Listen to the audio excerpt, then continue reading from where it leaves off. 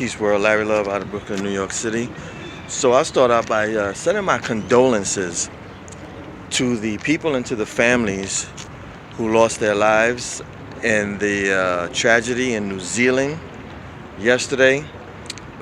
Sad situation by a sick motherfucker. Even more concerning to me with the tragedy was his manifesto that was attached to these killings. Really chilling, but really telling. I'm surprised that he trolled in this manifesto. He was all over the place, you know? And when you read it, it's not like he's someone that you would say is from the left or someone is from the right. But what got me is, why would a white supremacist say he was motivated by a black woman? You know? Like, why would a white supremacist in New Zealand say that he was motivated by a black woman in America, Candace Owens? And why would he say to subscribe to PewDiePie, who is a comedian and a gamer from New Zealand, right? So when you hear stuff like that, it just doesn't seem right, you know? It just doesn't smell right, you know? Because when you look at someone like, especially Candace Owens, who's a rising star in the Conservative Party, and who would be someone who we would say is leading the Blexit, you know, the march of African American people leaving the Democratic Party for the Republican Party. So when stuff like this happens, it totally feeds into people who think about conspiracy theories, you know.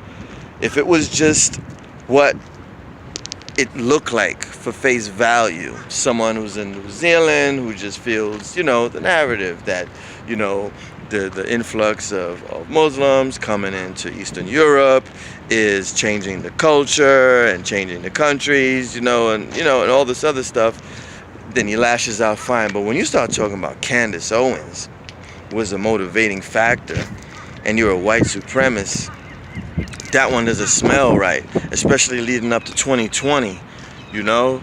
So we're gonna see what happens. My thing now is, because we just started, you know, the news cycle with this tragedy. Already, the one thing that got me was Joe Biden's tweet that we're all complicit if we're silent. That's wrong to say. Millions of people are just struggling to pay bills. They're working to pay bills, to raise their children. There's people out here that don't follow the news. These people are just leading their lives. They're silenced because, one, they don't know. And you could say some people, honestly, with all due respect, they're silenced because they don't care, you know? So when you say their silence is complicit, no, you can't do that. Because some would say it's hypocritical. Because when things happen to other cultures, we don't expect the world to react. It's usually, hey, it happened to them, you know, and I'm talking about domestic terrorism, you know. I'm talking about black on black terrorism. Like, you'll have, perfect example, let's say in Chicago last summer, I think it was 50 plus people shot in one weekend. Crickets. It just happened, you know. Why? We're desensitized to the killing of young black men in America. It's what we do. So, big deal. You know? Something like this is sad, you know? It's sad and it's rare. It's rare, you know, because usually it's the opposite, you know. Historically, I'm not making this stuff up, you know. Historically, when stuff like this happens, you know. But this is rare. I want to see if they're really going, because they already started to say that it's the rhetoric that created this environment, which is bullshit. Crazy is crazy. Crazy does what crazy does. You can't, if you say that crazy did something because of someone else, what you're doing is you giving crazy a pass. So if I do something, I smack someone in the face, I punch someone in the face, I didn't do it. The person who I listened to convinced me to do it.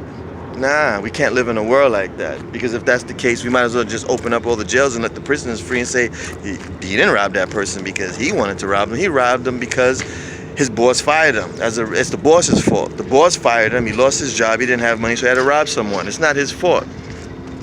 His boss created the environment of poverty that would put him in a position to rob someone. I know it sounds crazy, right? But this is what they're telling you. Trump's rhetoric created an environment for him to do that. So when you hear that, that's the bullshit. Because what they're doing is they're removing accountability and they're placing blame on a convenient person. It's not going to just be the Democrat or Republicans. It's going to be straight up POTUS, you know? But again, man, just got watch for the mind fucking when it comes to this situation here. How are these politicians going to use this tragedy it is, it should be left to the tragedy, how are they going to politicize this tragedy? Stay tuned. Peace, world.